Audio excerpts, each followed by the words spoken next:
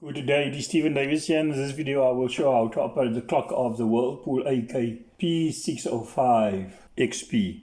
When you switch on the main of the oven, the display shows zeros flickering with an auto. In order to set the time, you must first set the time. To access the other functions, you just press plus and minus simultaneously, and then you can, through minus or plus, set the time. You must just remember, you set the time in hours and minutes. It is not like you set one and then the other. You set the time in minutes. It is now 9:50. So let us say there. You see the time changes. Reduce it. We made a little bit further, 9:48. And then you just leave it.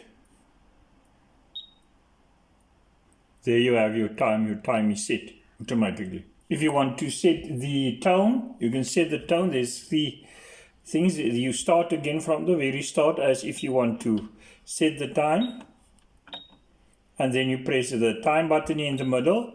Then you get the tone. You can hear one tone, second tone, third tone. So you can toggle through and select the type of tone you want. If you set on the tone, you just leave it and it will then become the default. Any function that you selected, you can set the duration thereof. In order to set the duration, you just press the time button twice, hold it in then, and then second time, and there you see the duration. And then you set the duration the same way.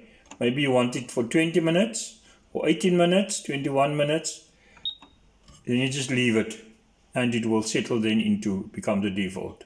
If you want to add an end time, for example, if you go out and you want to come home to a nice roast chicken or whatever, then in order to set the end time, you just press here the time button, press it 3 times.